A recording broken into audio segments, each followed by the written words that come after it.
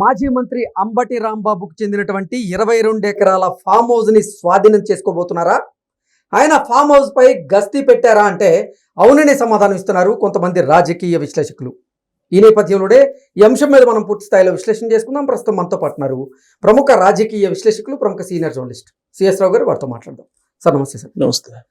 మాజీ మంత్రి అంబటి రాంబాబుకు చెందినటువంటి 22 ఎకరాల ఫామ్ హౌస్ ని ఇప్పుడు స్వాధీనం చేసుకోబోతున్నట్లుగా, దాని మీద గస్తీ పెట్టినట్టుగా కొన్ని వార్తలు వస్తూ ఉన్నాయి. దీని మీద మీ విశ్లేషణ ఏంటి?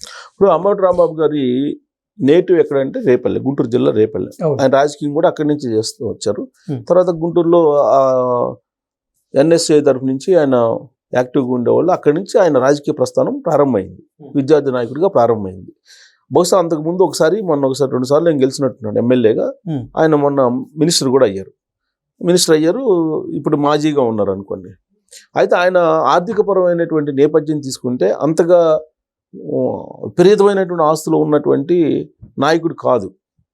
పైగా ఎంతో కొంత నిబద్ధతతోటి రాజకీయాలు చెయ్యాలి అని చెప్పేసి అనుకునేవాళ్ళు అప్పట్లో. ఎప్పుడైతే ఆయన మినిస్టర్ అయ్యారో, ఆ మినిస్టర్ అయిన తర్వాత నుంచి ఆయనకి ఆర్థికపరమైన వనరులు సమకూర్చుకోవాలనే ఆలోచన బాగా కలిగింది అనేది తెలుగుదేశం పార్టీ వాళ్ళు అప్పట్లో బాగా చెప్పారు. అది జరుగుతుంది ఏంటి సత్తెనపల్లిలో ఆయన ఎమ్మెల్యే అయ్యాడు, తర్వాత మినిస్టర్ అయ్యారు కదా. సో కాబట్టి సత్తెనపల్లిలో ఆయన రేపల్లి నేటు, బట్ సత్తెనపల్లి ఎమ్మెల్యే అయ్యారు. సత్తెనపల్లిలో ఒక 22 ఎకరాలు ఫామ్ హౌస్, ఆ ఫామ్ హౌస్లో ఒక విలాసవంతమైనటువంటి స్విమ్మింగ్ పూలు, అలాగే ఒక ఖరీదైనటువంటి బంగళా, ఇవన్నీ ఉన్నాయి అనేది తాజాగా రెవెన్యూ వాళ్ళు ఐడెంటిఫై చేశారు. ఎందుకు ఐడెంటిఫై చేయాల్సి వచ్చింది అని అంటే, ఇప్పుడు రీసర్వే జరుగుతుంది, రాష్ట్ర వ్యాప్తంగా రీసర్వే జరుగుతుంది, భూముల రీసర్వే. ఈ భూముల రీసర్వే చేస్తున్నటువంటి క్రమంలో 22 ఎకరాలు ఎక్కడి నుంచి వచ్చింది అని అంటే ఆ రికార్డుల్లో ఎక్కడా లేదు, కనిపించట్లా. రాంబాబు గారు ఏం చెప్తున్నారు, ఇది పక్కా లీగల్గా నేను కొనుక్కున్నటువంటి పొలం అని చెప్తున్నాడు.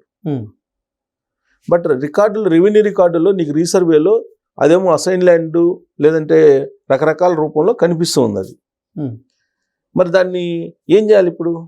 ఆ 22 ఎకరాలని గవర్నమెంట్ తీసుకోవాలా, లేదంటే అంబటి రాంబాబు గారు చెప్పినట్టు అది లీగల్గా ఉందని చెప్పి భావించి లేకపోయినప్పటికీ రికార్డుల్లో వదిలేయాలా?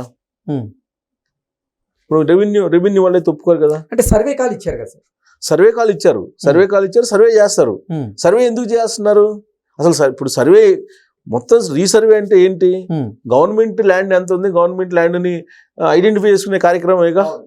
ఎవరెవరు ఆక్యుపై చేశారు, ఎవరెవరు ఆధీనంలో ఉంది అనేదేగా. ఇప్పుడు అది సర్వే ఎందుకు చేయాల్సి వచ్చింది, రీకాల్ ఎందుకు చేయాల్సి వచ్చింది? గవర్నమెంట్ ల్యాండ్ అనే కదా, రికార్డులో గవర్నమెంట్ ల్యాండ్ ఉందని గవర్నమెంట్ రెవెన్యూ సంబంధించినటువంటి డిపార్ట్మెంట్ అక్కడికి వెళ్ళింది. అది రీసర్వే చేసే కార్యక్రమం పెడుతున్నారు. ఈ లోపుగా అంబటి రాంబాబు గారు నేను నిజాయితీ పడిని, నేను నిక్కచ్చిగా సంపాదించుకున్నాను సత్తెనపల్లిలో అంటున్నారు. సత్తెనపల్లి 22 ఎకరాలు నీకు ఎక్కడి నుంచి వస్తుంది ఫామ్ హౌస్? గతంలో ఆర్థిక పరిస్థితి ఏంటి? ఇవన్నీ తెలుగుదేశం పార్టీ వాళ్ళు ప్రశ్నిస్తూ ఉన్నారు. ఈవెన్ 2019 నుంచి 2024 మధ్యలో దాదాపుగా 8 లక్షల ఎకరాలకు సంబంధించిన భూముల రికార్డు గల్లంతయ్యాయి అనేది ప్రాథమికంగా తెలుస్తుంది. ల్యాండ్ టైటిలింగ్ యాక్ట్ అనేది పెట్టారు. ఈ ల్యాండ్ టైటిలింగ్ యాక్ట్లో రీసర్వే చేసి కొన్ని 22A కింద ప్రీ హోల్డ్ చేసేసి కొన్ని భూముల్ని గందరగోళం చేశారు. దాంట్లో అప్పుడులో చీఫ్ సెక్రటరీగా ఉన్నటువంటి వ్యక్తికి ఉత్తరాంధ్రలో కొన్ని భూములు ఉన్నాయి అసైన్ ల్యాండ్స్కి సంబంధించి. ఎలక్షన్ ముందు వాటిని రిజిస్టర్ చేయించుకోవడానికి కూడా తొందరపడ్డారు అనేది న్యూస్ కూడా వచ్చింది కదా.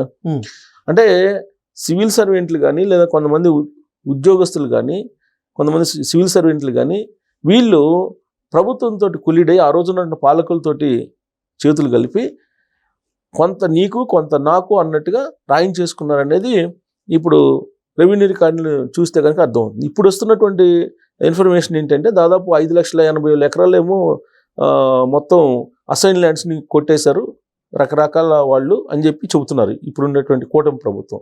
5,80,000 ఎకరాలు దాంట్లో అసైన్ ల్యాండ్ ఉన్నాయి, లేదంటే అటవీ భూములు ఉన్నాయి, దేవాలయ భూములు ఉన్నాయి, ఏదన్నా ఉన్నాయి. ఏ రూపంలో అయితే 5,80,000 ఎకరాలు సరిగా రికార్డులు లేవని చెప్తుంది. మరి ఇప్పుడు ఆ 5,80,000 ఎకరాలు ఇటుపోయినట్టు, ఆ 5,80,000 ఎకరాల్లో 22,000 ఎకరాలు కూడా ఉందా అనేది ఇప్పుడు రెవెన్యూ వాళ్ళు తేల్చాలి. ఇప్పుడు అంబటి రాంబాబు గారు ఏమంటున్నారు, అది ఒరిజినల్ నాదే అంటున్నారు. ఇప్పుడు నేను నా మీద కక్ష కట్టారు, నేనేదో అనుచితంగా మాట్లాడాను అని చెప్పి నా మీద కేసు పెట్టారు, నన్ను జైలుకి పంపించారు, అంతటితో కాముగా లేదు. ఇప్పుడు నా పొలానికి సంబంధించిన ఒరిజినల్ అయితే అది నిజంగా కొనుగోలు చేసి ఉంటే లింక్ డాక్యుమెంట్ చూపించచ్చు కదా. చూపించాలి. పైగా తన భూమి నిజంగా తన భూమి అయితే మీరు చేసుకోండి, సర్వే చేసుకోండి అని చెప్పాలి. చేసుకోండి, ఇన్ని సర్వేలు చేసుకుంటే నీ భూమి నీదైనప్పుడు ఇన్ని సర్వేలు చేసుకుంటే ఏమైంది? నా భూమిలోకి ఎట్లా ఎంటర్ అవుతారు? ఇది కక్ష సాధింపు చర్య అని చెప్పి అన్నారంటేనే దాంట్లో ఏదో మతలబు ఉన్నట్టే కదా. ఇప్పుడు ఆడకు పోయి వైజాగ్ పోయి కాపు నాయకులందరితోటి మాట్లాడి ఇదేదో కాపుకు సంబంధించినటువంటి నాయకుల మీద కక్ష కట్టి వాళ్ళ ఆస్తుల్ని ఏదో ప్రభుత్వం తీసుకుంటున్నట్టు ఫోకస్ చేసే ప్రయత్నం ఎందుకు చేయాలి? మొన్నటి వరకు జైలుకు పోయిచ్చామన్నారు, తగ్గేదేలా అన్నారు కదా. ఇదే మాట, తగ్గేదేలా, ఎంత దూరం అయినా వెళ్తాం, ఎన్ని రోజులైనా జైల్లో ఉంటామని చెప్పారు కదా. నేను జైల్లోకి వెళ్ళినప్పుడు నా కుమార్తెలు బ్రహ్మాండంగా రెస్పాండ్ అయ్యారు, నేను ఎక్స్పెక్ట్ చేయలేదు, నాకు మగపిల్లలు లేరు అనేటువంటి ఆలోచన కూడా అసలు ఇప్పుడు లేదు అని చెప్పి మాట్లాడారు కదా. అంత బాగా రెస్పాండ్ అయ్యారు నాకు కుమార్తెలు అయినప్పటికీ అని చెప్పి చెప్పారు కదా. సో కాబట్టి నేను ఎంత దూరం అయినా పోరాడతాను అని చెప్పారు కదా. మరి ఇవాళ పోరాటం కాకుండా నా మీద కక్ష కట్టారు, నా మీద కావాలని కుట్రపడుతున్నారు, నా ఆస్తులు లాక్కునే ప్రయత్నం చేస్తున్నారు, ఇలా ఎందుకు చెప్పాలి? ప్లస్ ఆ కాపు సామాజిక వర్గం లీడర్లందరినీ ఎందుకు కూడగట్టుకునేటువంటి ప్రయత్నం చేస్తున్నారు అనేది ఇప్పుడు తెలుగుదేశం పార్టీ వాళ్ళు వేస్తున్నటువంటి ప్రశ్నలు. ఇప్పుడు నిజంగా అది మీరు నిజాయితీగా సంపాదించిన ఆస్తులు అయితే మీరు చూపించచ్చు కదా అని అంటున్నారు తెలుగుదేశం వాళ్ళు. సో ఇంకోటి ఏంటంటే మొత్తం ఇప్పుడు మూడు రకాల స్కామ్స్ పెద్ద ఎత్తున జరిగాయి అనేది ఆ రోజున ఉన్నటువంటి ప్రతిపక్షం తెలుగుదేశం పార్టీ చెప్పింది ఎలక్షన్ ముందు.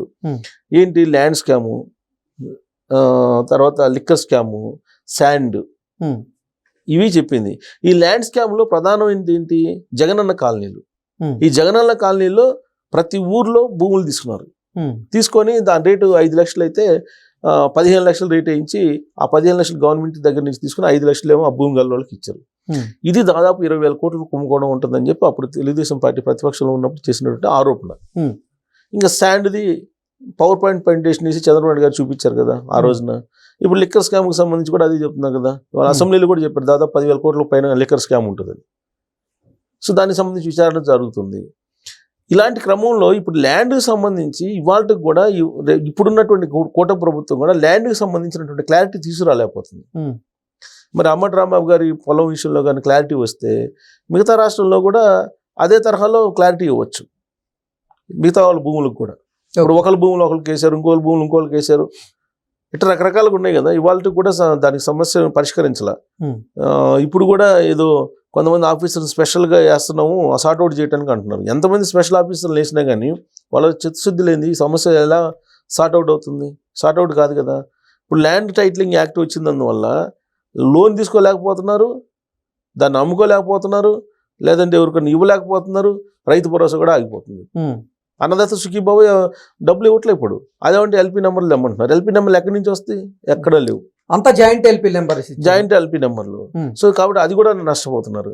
కాబట్టి ఇది గందరగోళమైనటువంటి పరిస్థితి నెలకొన్న క్రమంలో ఇప్పుడు అంబటి రాంబాబు గారి దగ్గరకు వచ్చింది ఇష్యూ. ఇప్పుడు ఆయన ల్యాండ్ ఏం చేస్తారని చూడాలి. చూస్తే వాళ్ళ ల్యాండ్ ఏం చేస్తారో మాది కూడా అదే చేయండి, సర్వే చేయండి అని చెప్తారు. అంతే కదా, అన్ని సర్వే చేయమంటారు. సర్వే చేసి ఏమన్నా రికార్డ్స్ సరి చేస్తారని చూడాలి. బట్ అంబటి రాంబాబు గారు ఏంటంటే తన వరకే ఈ సమస్య వచ్చింది, తన ల్యాండ్ ఏదో లాక్కునే ప్రయత్నం చేస్తున్నారు అని చెప్పి ఆయన భావిస్తున్నారు. కానీ అది గవర్నమెంట్ ల్యాండ్ అనేది గవర్నమెంట్ అనుమానిస్తుంది. అది ఒరిజినల్, నాది పట్టా భూమి, నాది రిజిస్ట్రేషన్ చేయించుకుని ఆయన అంటున్నారు. ఏదైనా తేలుతుంది. రెవెన్యూ గస్తీ అయితే అక్కడ ఉంది.